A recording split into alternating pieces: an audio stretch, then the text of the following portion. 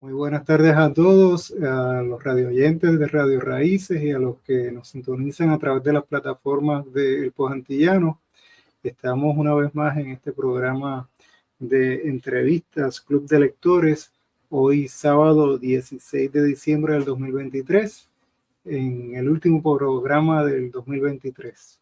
Y nos acompaña una escritora que tiene un apellido, dos apellidos que de una forma u otra son referencias y son referencia de la buena, de valores y de principios, de aportación a los derechos de la mujer puertorriqueña. Y me refiero a la compañera escritora Mirelsa Modesti González, autora de 24 Margaritas, su segunda novela.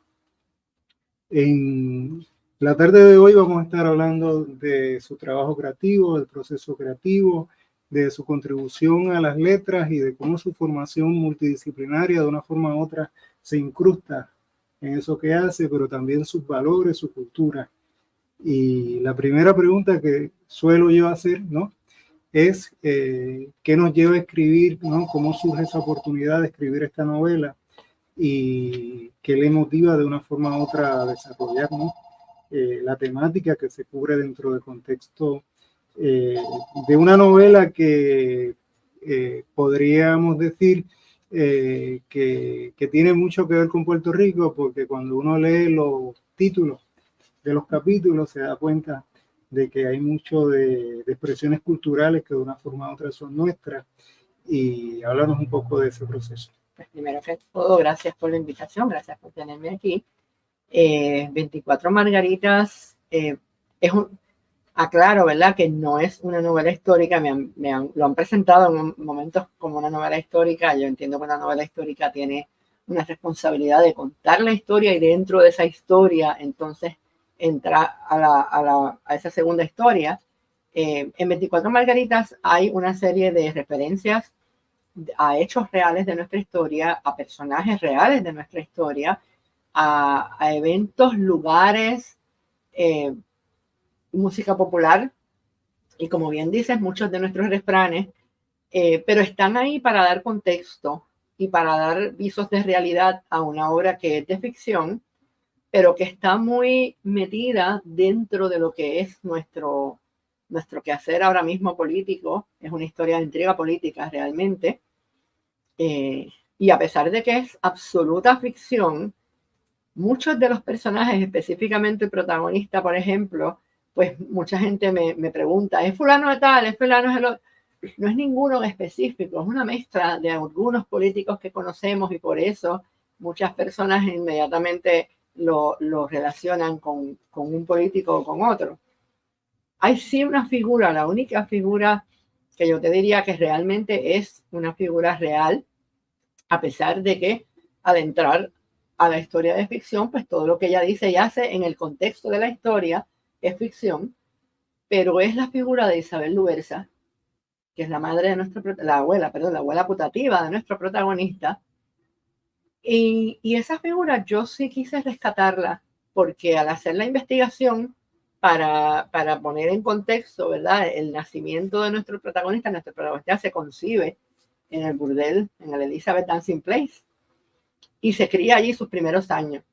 Entonces, yo quise entrar a la Elizabeth Dancing Place y un poco mostrárselo a la gente. Y en ese proceso descubrí una mujer fascinante, cuya moralidad ha sido tan cuestionada por nuestra sociedad, y sin embargo descubrí una mujer que tiene una brújula moral espectacular, que fue una mujer generosa, que fue una mujer solidaria, que fue una mujer que ayudó a otras mujeres inclusive a salir de relaciones de abuso, que a sus muchachas, como le decía ella, a sus meretrices que querían salir de esa vida, les pagó estudios, les prestó dinero para que montaran sus propios negocios de beautician, de modista. Así que vi un ser humano fascinante detrás y dije, pues entonces esta figura sí la voy a traer y la voy a dejar como era. Y ella, todo lo que tiene que ver con ella y con su negocio y con el lugar, ¿verdad? Todo eso sí, no es parte de la ficción. hay un trabajo previo de creación y de investigación en el área de escritura creativa, y me refiero a que tienes una novela previa y también tiene como un libro de crónicas o memorias de vuestra mamá, Belda González Modesti. Correcto. De Modesti. ¿Cómo de una forma u otra esa experiencia previa de investigar, de escribir, se ve reflejada en esta otra novela? Si se da algo de madurez en el proceso creativo, en el descarte, ¿no? de qué es importante o qué no es importante traer en un capítulo, en un final de novela, como de una forma u otra, ¿no? Teniendo presente que en el caso, por ejemplo, de rescate de la memoria de vuestra madre, en el caso de la novela, como acaba de decir, el rescate de la memoria de Isabel, de una forma u otra es la memoria también de mujeres que de una forma u otra fueron protagonistas previas, ¿no? de la historia política puertorriqueña.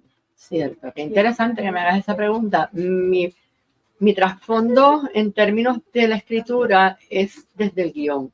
Yo comienzo en mis 20 años a escribir guiones para televisión, después para radio y para cine. Por eso mi escritura es bien visual. Cuando lees, vas componiendo imágenes y vas viendo lo que está. ¿Por qué? Porque vengo de ahí, vengo de la pantalla, de la imagen visual. Cuando mi mamá muere en el 2016, yo empiezo a subir a las redes sociales unas pequeñas anécdotas. Yo le ponía Verdolaga Moments. Verdolaga era como le llamaban sus amigas del teatro universitario, Mirna Vázquez, Sandra Rivera y Elga Vilés. Ellas tenían nombres entre ellas y entonces le pusieron ese nombre a ella.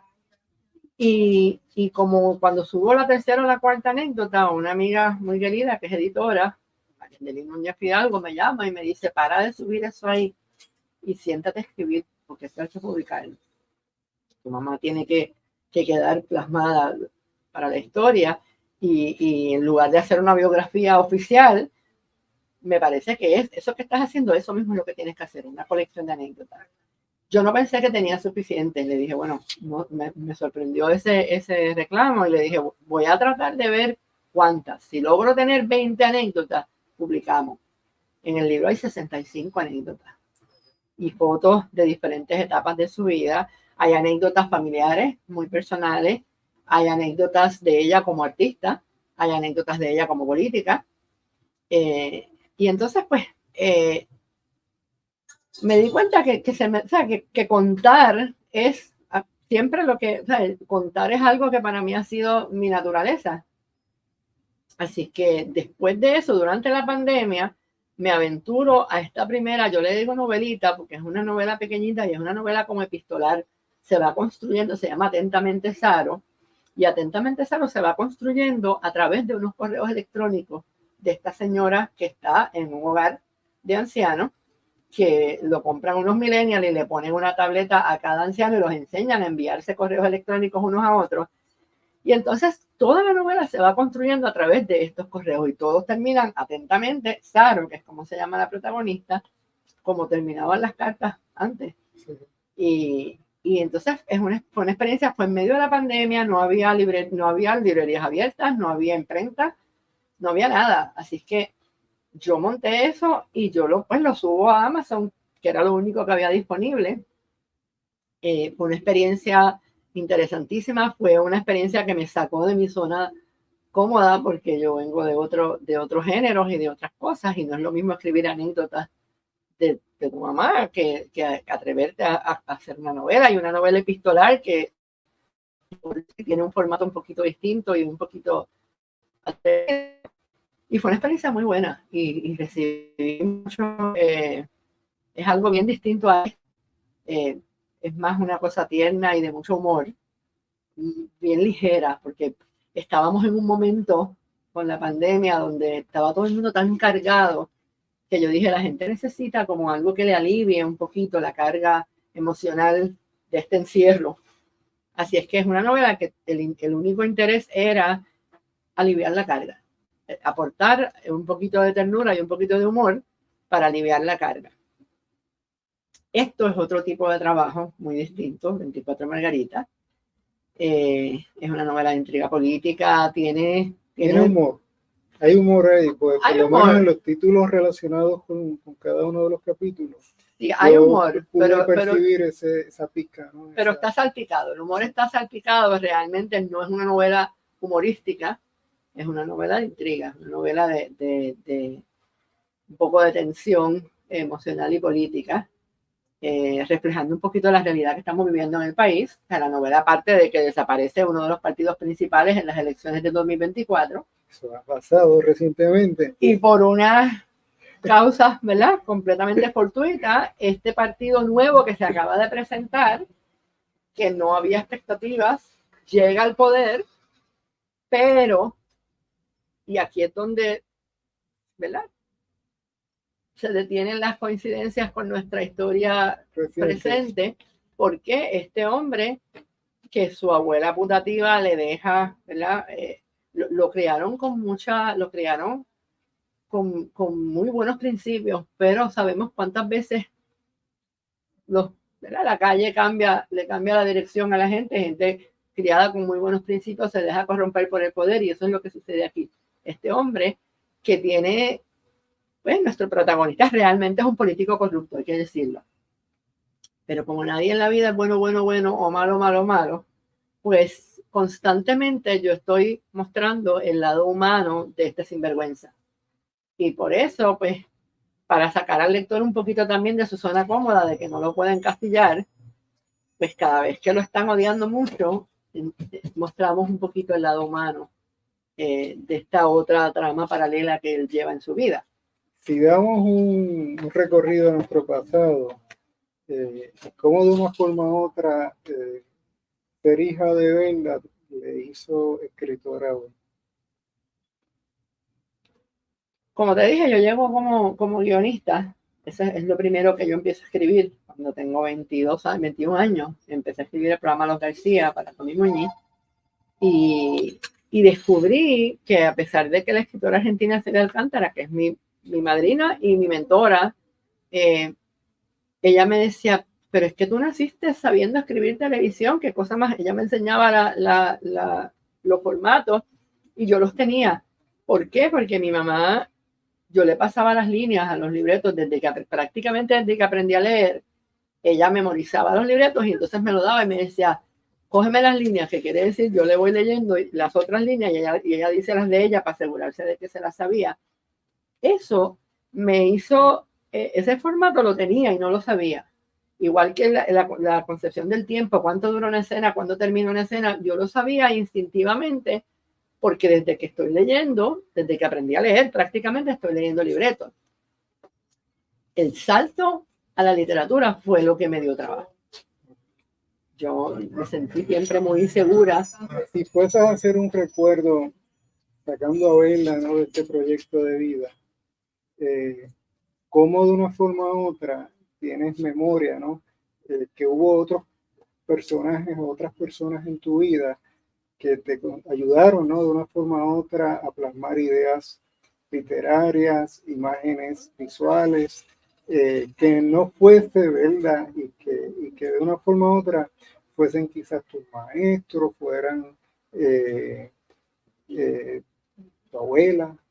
En la escuela elemental y en la escuela intermedia, pues yo hice mucho teatro en el colegio, y mi maestra de arte dramático, Carmen Acevedo, me ponía a leer mucho y a estudiar teatro, no solamente la cuestión de la actuación, sino estudiar el teatro, estudiar las obras de teatro y analizar las obras de teatro.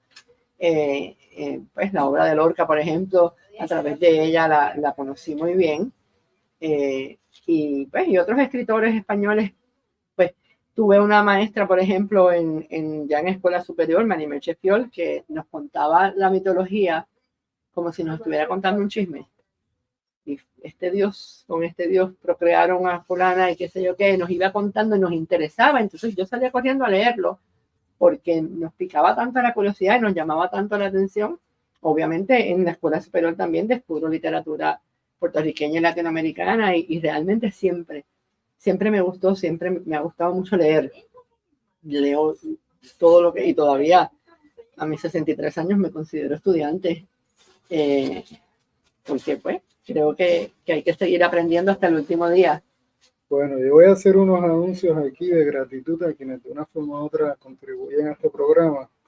Bárramos del Amor, escrituras del VIH y SIDA en la poesía puertorriqueña de Daniel Torres Rodríguez, como parte de la serie Queer, y gracias por tu apoyo a la creación, a la crítica literaria boricua. Libera tu lectura, adquiere tu ejemplar en editoraemergente.com. Casa Yaucona, Taller de Investigación y Desarrollo Cultural TAINDEC, anuncia la convocatoria al cuarto Certamen Nacional de Poesía Irán Sánchez Barreto. Pueden participar poetas mayores de 18 años residentes de Puerto Rico con poemas de tema libre que no hayan sido publicados por medio alguno y con un máximo de 50 versos. Enviar su participación a taindec@yahoo.com. La fecha límite es el 14 de enero del 2024. Primer premio, $500. Segundo premio, $200. Tercer premio, $1,000. Encuentra las bases del certamen en Facebook buscando Taindec Yauco o escriba a taindec@yahoo.com. Laureano Roundhill Dry Cleaners, servicios de lavado y planchado de ropa localizados en Trujillo Alto. Llamar al 787-760-9430. La antología poética La hija de las islas, cantos a Lola Rodríguez de Tío. 37 poemas dedicados a Lola, disponible con la editorial KDP University y librería El Laberinto, de Rosario Méndez Panedas. Consigue desde mi ventana de Aida Mendoza Rivera un libro de categoría híbrida en donde se presentan algunos poemas, cuentos infantiles y reflexiones. Cuando adquiere este libro, usted estará colaborando con la restauración de los murales de Frade, ubicados en la parroquia Nuestra Señora de la Asunción en Calley. Si usted desea adquirirlo, puede llamar al 787-557-6241. Estábamos hablando un poco de la influencia y de cómo de una forma u otra ser hija o no ser hija de una protagonista pública como lo fue su madre le había servido para escribir hoy, cómo su formación en comunicación, en psicología, su propia experiencia de trabajo como comunicadora y como psicóloga le sirve y le ha sido de utilidad en su trabajo creativo. A la psicología también llego a través de la escritura, porque haciendo investigación para personajes de unas telenovelas que estaba escribiendo a finales de los 80, consulto con el doctor Francisco Ninsusoni, que era amigo queridísimo, casi familia nuestra, y me dio una serie de libros sobre psicopatología, teorías de personalidad, y empiezo a leer esto y me enamoro de la psicología. Y esto me decido a venir a la Universidad de Puerto Rico a hacer mis estudios graduados en psicología. Y hago mi doctorado en psicología y claro, pues construir personajes es mucho más fácil cuando uno tiene un trasfondo de teorías de personalidad y cuando uno conoce, sabemos que la salud mental, ¿verdad? Es una de las grandes preocupaciones primero que tenemos los puertorriqueños y en muchas partes del mundo. Así que sí influyó mucho en mi manera de escribir y en mi manera de construir los personajes. Mi trabajo como psicóloga no, porque a pesar de que hay historias increíbles en una práctica de psicología, pues por ética yo no puedo tratar o sea, no puedo traer nada de eso a lo que escribo, pero sí el contacto, por ejemplo, con el dolor humano, el acompañar, el sentirme, primero que para mí es un privilegio poder acompañar a una persona a través de un proceso de crecimiento emocional o a través de un proceso de liberar de un trauma o a través de procesos de la vida como son divorcios y pérdidas. Sí, o sea, sí creo que eso me hizo crecer a mí emocional y espiritualmente y creo que sí me ha ayudado en la manera en que escribo. ¿Por qué? Creo que me me ha dado una sensibilidad el estar en contacto y el acompañar a una persona en procesos difíciles, pues acompañar personas en procesos del final de su vida, por ejemplo. Experiencias personales, yo creo que las experiencias personales también tienen mucho que ver. Recientemente acompañé a mi hermana menor, a la chiquita, en un proceso del final de su vida y te lleva a muchas reflexiones de muchas cosas y esas cosas como que se quedan ahí, pero después uno mismo las ve como se van reflejando en el trabajo. Uno dice, esta no hubiera podido llegar aquí si no hubiera pasado por X o Y experiencia, aunque no necesariamente la experiencia como tal es la que estoy contando, pero me doy cuenta que lo que estoy plasmando ahí es el resultado de unos procesos internos que me los dan algunas de las experiencias que me ha tocado vivir o acompañar a otros a vivir. Atentamente, Saro, traíste a colación el momento en que se da el proceso de escribir, de publicar y el contexto, ¿no?, de lo que está ocurriendo en Puerto Rico y el mundo. En 24 Margaritas traes también a colación cómo de una forma u otra tratas de explicar la dualidad que puede haber detrás de una figura como un político, que puede ser bueno y malo. ¿Cuánto de psicología clínica hay ahí?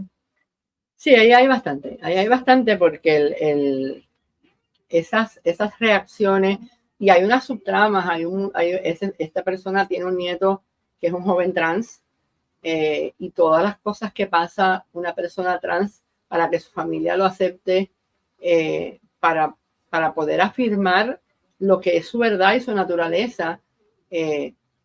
Pues sí, ahí hay de psicología, pero también yo creo que los escritores somos un poco, intentamos dar cuenta de lo que sucede a nuestro alrededor, intentamos dejar plasmado, por ejemplo, en Atentamente Saro, al hogar llega la pandemia y se vive la pandemia y se vive el proceso del final de la vida de las personas que están allí. Ella dice que ella le llama la sala de espera al asilo donde vive, porque y ellos le llaman el quinto piso a la muerte, porque el asilo solamente tiene 4 pisos, y cuando alguien llega al quinto piso, ellos le llaman así como un eufemismo para no hablar directamente de la muerte. Y sí, ese proceso de la pandemia, pues en la esperanza de que con los años, cuando esto haya pasado y estemos lejos de esto, haya la literatura nuestra refleje en diferentes obras, en diferentes lugares, lo que nos tocó vivir.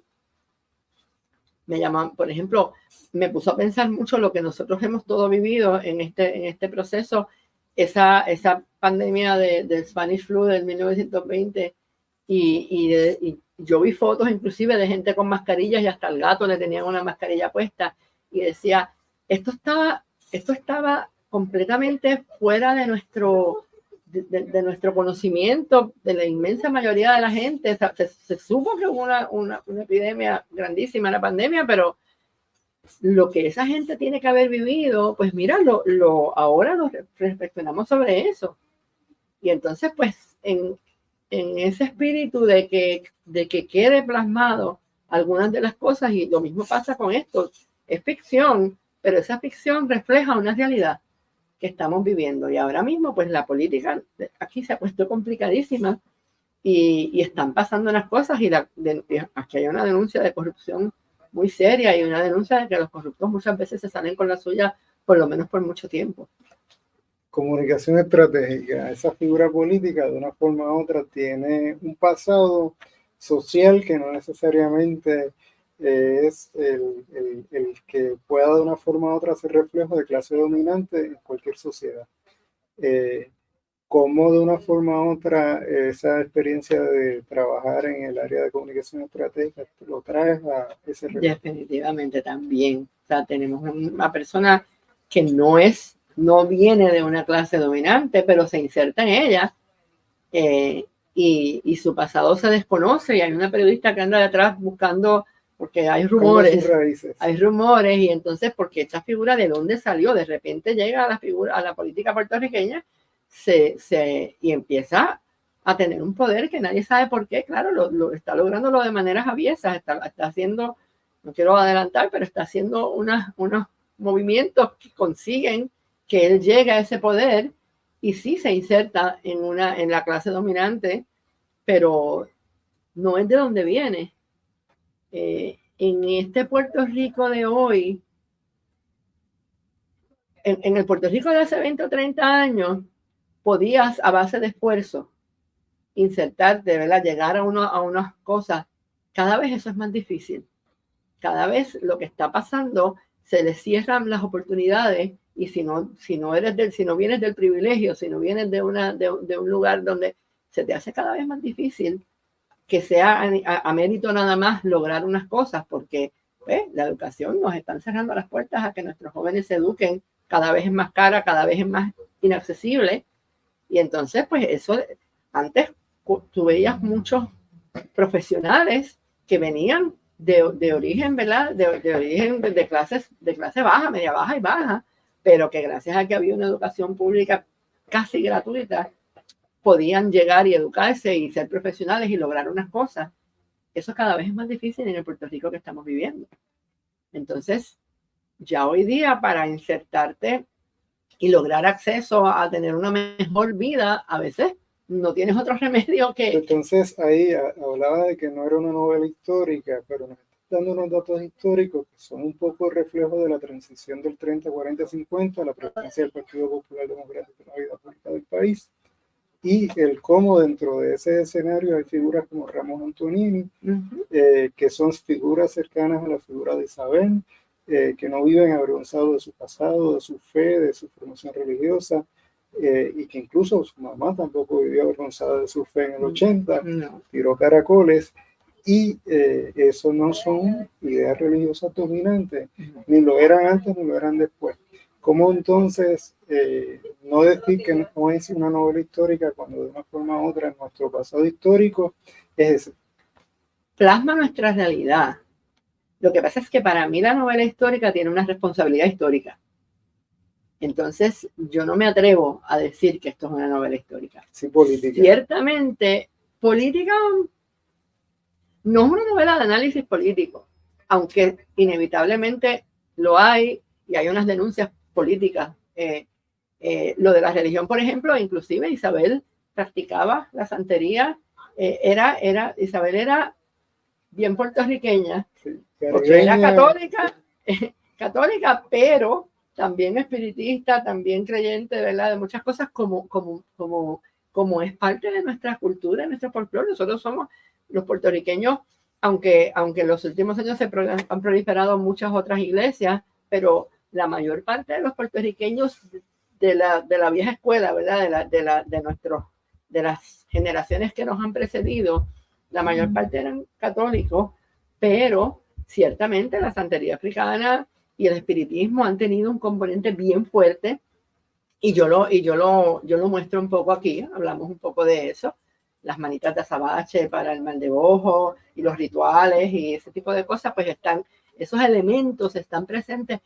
Lo que pasa es que están presentes como elementos, no traje blanco en los políticos. No, exacto, pero no es la novela histórica, porque me parece que no lleva, o sea, para mí es una responsabilidad, una novela histórica es una responsabilidad. Yo he utilizado... Quizás está ambientada a un proceso futuro, 2024, no ha pasado, y quizás por eso no habla de... Bueno, lo que pasa es que voy hacia atrás, sí, constantemente, porque vemos los orígenes, vemos la concepción específicamente de nuestro protagonista y cómo su mamá llega a Puerto Rico a través, Isabel la salva de una red de trata desde Colombia y se la trae a Puerto Rico. Así que sí hay muchos elementos, tengo que decirte que sí, pero no es una crónica de la historia, no lleva suficiente la crónica de la historia como para yo atreverme a decir que esto sea una novela política. ¿Cómo concibe la recepción del público a ese trabajo creativo desde el trabajo de las memorias o las crónicas de Belda? La primera novela y la segunda, y la de sus pares escritores. La primera novela se conoce muy poco, porque tampoco hubo promoción ni nada, el país estaba encerrado.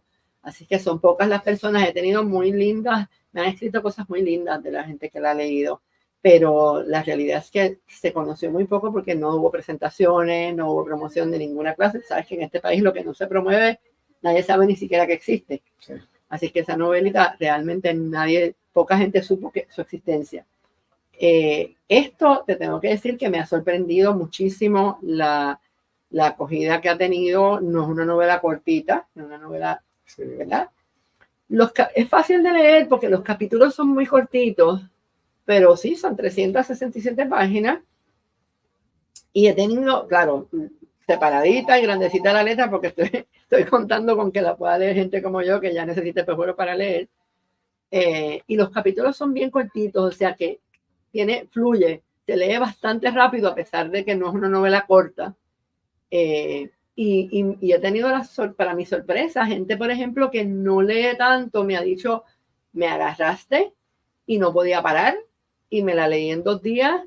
Y gente que sí tiene costumbre de leer mucho, pues me hace otro tipo de comentario, ¿verdad? Y me dice, pero el denominador común ha sido que lo que me dicen es que los agarra desde el saque.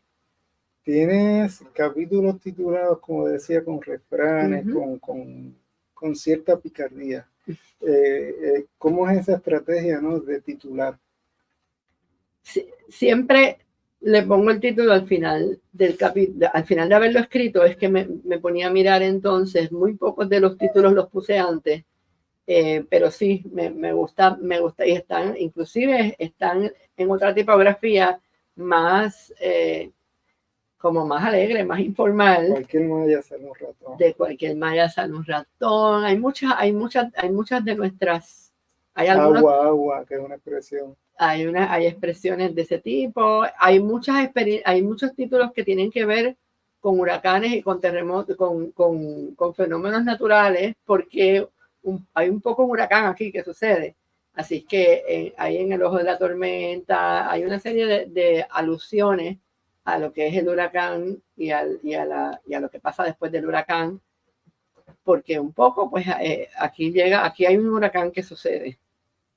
Hay un autor puertorriqueño, dominicano y mexicano, José Luis González, que entre otras cosas se concebía a sí mismo usualmente como puertorriqueño, pero tuvo un desarrollo profesional en México como docente universitario. En ese sentido se identificaba como universitario mexicano.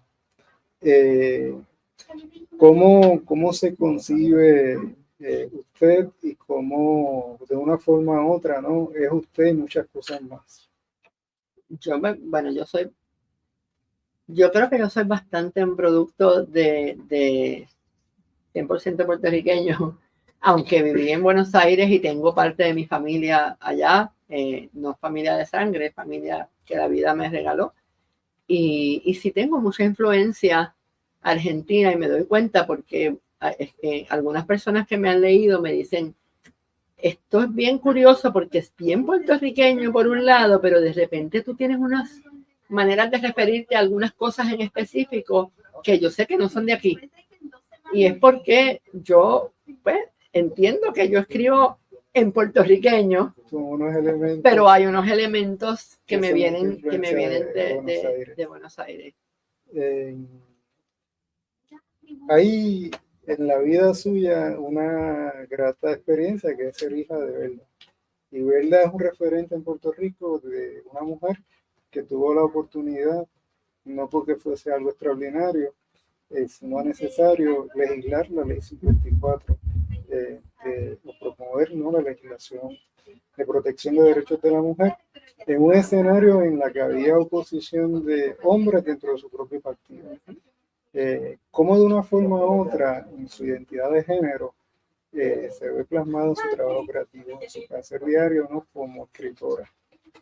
Bueno, específicamente en Verdolaguería, y eso sí es histórico, yo narro la historia de cómo se pasó la ley 54 en Puerto Rico, y lo difícil que fue, porque como dices, después que estaba en el programa de partido y se había hablado de eso, de repente no tenían los votos y le hicieron la vida de cuadritos para pasar la ley 54.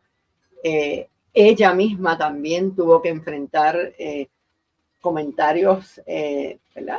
De corte sexista y hasta misóginos de sus compañeros de partido en muchas ocasiones, y eso yo lo plasmo ahí en ese trabajo, porque pues, mi mamá tiene dos vertientes, ¿verdad? La parte artística y la política. Ella pues, en ambas ella entendía que ella le servía al pueblo de diferentes maneras, pero en ambas, y ella siempre dijo, por ejemplo, que ella le debía a su personaje de Azucena, le debía la oportunidad de haber servido a su pueblo, porque ella sabía que ese primer voto se lo dieron a Azucena, no se lo dieron a ella, porque nadie sabía quién era Belda González y qué podía aportar en términos, ¿verdad?, sociales o políticos, pero todo el mundo sabía quién era Azucena, y que ese primer voto, ella dice, yo lo tengo clarísimo, se lo dieron a Azucena, no se lo dieron a mí. Después, pues, hubo 24 años ahí de labor, que yo pienso que se ganó su espacio, pero esa primera llegada sí fue a través de un personaje de comedia.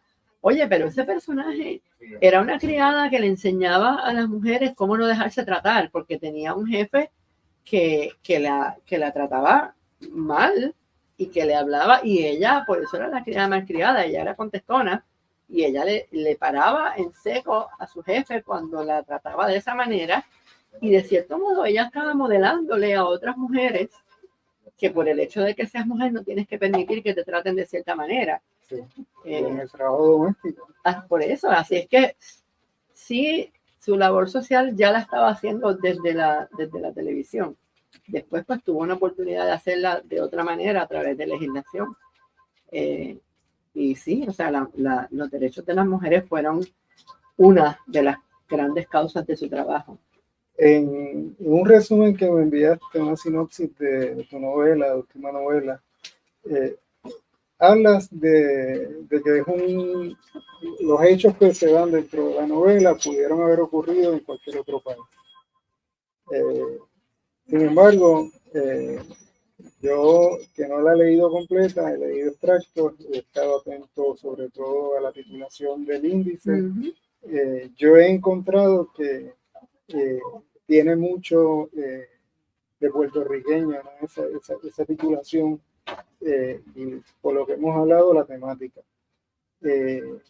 ¿Cómo tu origen étnico, cómo tu formación de 100% puertorriqueña, ¿no?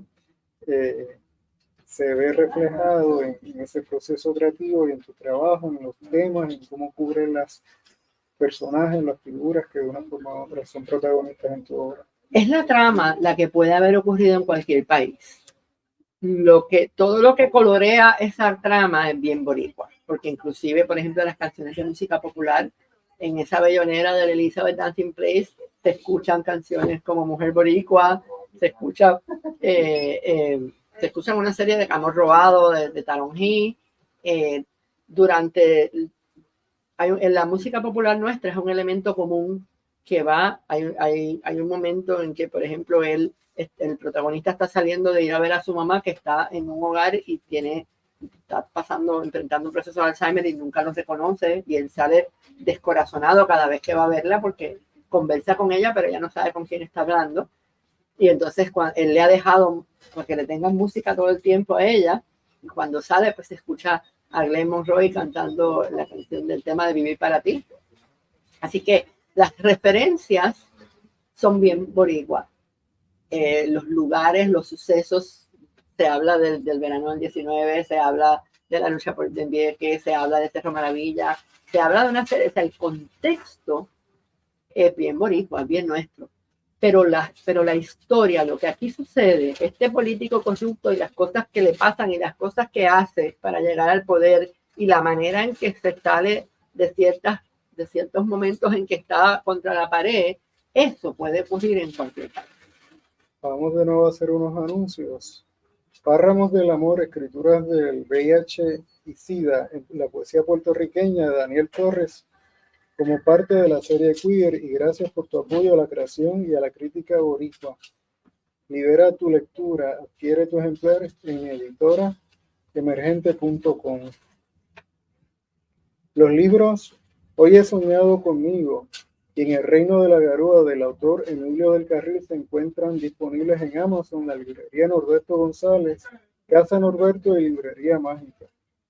Momias espaciales, en versión cómic, es una historia futurista de inteligencia artificial de la escritora Iris Miranda y se consigue en librerías del país para pedido a favor de comunicarse con Edison University.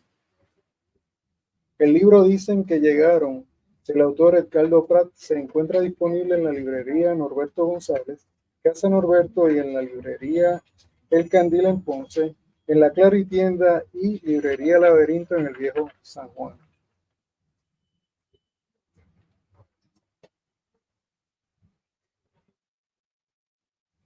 Tenía otra pregunta relacionada precisamente con el tema de la identidad étnica y la identidad de género, pero parte de ellas, cómo es o cómo de una forma u otra tu formación política, tu ideología política está relacionada con esa criatura que resultó ser esta novela sobre más que historia política puertorriqueña. Ahí, esa la puedes ver un poquito más clara porque pues yo me crié en un hogar más que todo muñozista. Mis papás eran amigos personales de Muñoz Marín y mi papá fue asesor ad honorem, pero de muchos de los gobiernos populares, que eran, obviamente, los dos eran súper populares. Mi mamá corrió, tuvo 24 años en la política, siempre en el Partido Popular. Cuando yo llego a la Universidad de Puerto Rico, mi primer encuentro con la clase de ciencias sociales fue un terremoto que sacudió todo lo que yo había crecido pensando que era de unas maneras y sacudió algunas de esas figuras que en mi casa eran sagradas, y yo empecé a llegar a mi casa con unas ideas bastante distintas a las de mis papás y hubo un periodo como de ¿qué es esto? Pero mis papás realmente siempre fueron centro izquierda, así que ellos se asustaron, pero al mismo tiempo respetaron mis reclamos. Cuando yo tengo 17, 18 años, llegué a casa un día y dije, bueno, esto es así, yo soy independentista y yo no voy a votar popular. Cuando mi mamá entra a la política, en el 1980, yo tengo 20 años recién cumplidos, y yo le digo, bueno, yo voy a votar por ti. Eso puede estar segura que yo voy a votar por ti. Inclusive tuve que acompañarla porque mi papá murió en medio de la campaña. Papi se enfermó, o sea, se fue a hacer una cirugía electiva y nunca salió. Se fue complicando y muere en el hospital, y ella se ve sola enfrentando una campaña política que además ella no quería entrar a la política. Mi papá era el que le gustaba la política y él es el que la convence. Entonces ella dice, ahora me quedo yo sola en esto, que no era lo que yo quería hacer. Pero ahí pues yo estuve con ella, yo la acompañé en las campañas, de hecho la acompañaba casi siempre a actividades en las campañas. Y sí, o sea, sí se ve aquí. Hay calle y que de una forma u otra esa experiencia personal pública te sirvió para escribir hoy. Sí, porque y ahora mismo, por ejemplo, que pues, obviamente aquí mi visión sobre el Partido Popular está ahí. O sea, el Partido Popular en esta novela desaparece en las próximas elecciones y ahí es que surge este nuevo partido. Claro, nada que ver con el Junte, porque esto es un partido de derecha más conservador todavía que el Partido Popular. Esta es toda la facción bien conservadora del Partido Popular se vacía en ese partido nuevo. Y así es que y todo lo que pasa va más en esa otra dirección. Pero sí, sí, mi visión, claro que sí, que está ahí plasmada. Hay una experiencia que es esta que mencionó por ciencias sociales, el primer curso de ciencias sociales, la universidad. ¿Cómo influye en lo que escribes hoy esa experiencia? ¿Piensas que sería sin esa experiencia de haber estudiado en la universidad, sobre todo en la Universidad Pública, la Universidad de Puerto Rico, hubiera sido otra escritora. Hubiera sido otra escritora. Muy lamentable. A lo mejor ni hubiera sido una escritora, vamos. Pero muy probablemente ni hubiera sido una escritora. Me hubiera dedicado a cualquier otra cosa. Había muchas cosas que me interesaban también. Me interesaba la medicina, me interesaba la arquitectura, me interesaban otras cosas que me siguen interesando, pero esa urgencia de contar, esa urgencia de plasmar, esa urgencia de dejar constancia de unas vivencias y de unas experiencias y de unas cosas que están pasando en el país, definitivamente a la UPR se lo debo todo.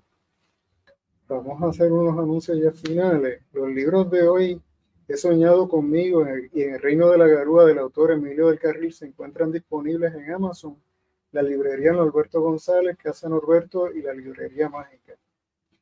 Felicidades a los ganadores del certamen 2023 del PEN de Puerto Rico International. Mensaje por el escritor Urbayoán Enrique. Casa Yaucana, Taller de Investigación y Desarrollo Cultural TAINDEC, anuncia la convocatoria del cuarto certamen nacional de poesía Irán Sánchez Barreto. Pueden participar poetas mayores de 18 años residentes de Puerto Rico con poemas de tema libre que no hayan sido publicados por medio alguno y con un máximo de 50 versos. Enviar su participación a taindec@yahoo.com. La fecha límite es el 14 de enero del 2024. Primer premio, $500. Segundo premio, $200. Y tercer premio, $100. Encuentre las bases del certamen en Facebook buscando a Taindec Yauco o escriba a taindec@yahoo.com. Perdóname, quiero unir a esa felicitación a los compañeros del PEN, porque tengo ahí a mis queridas compañeras dramaturgas, Adriana Pantoja y Alina Marrero, que ganaron las dos, y a Ciencia Dulce, que es una novela histórica, a la Torres Toro. Quiero felicitarlos a todos, me uno a su felicitación. Mira, una de las últimas preguntas que suelo hacer es con relación a recepción, público, trabajo creativo y a la temática que cubres. Ahora mismo, de hecho, estoy haciendo la secuela de 24 Margaritas, ya la empecé a hacer, se llama Margaritas en el Tiempo, y voy por ahí porque va a comenzar 20 años después de donde termina esta. Y vamos en retrospectiva, y ese ha sido un reto bien grande porque tengo que imaginarme el Puerto Rico dentro de 20 años. Y cada vez que... ¿No sería también una buena oportunidad para hacer un ejercicio en retrospectiva del Puerto Rico del 69 hacia acá?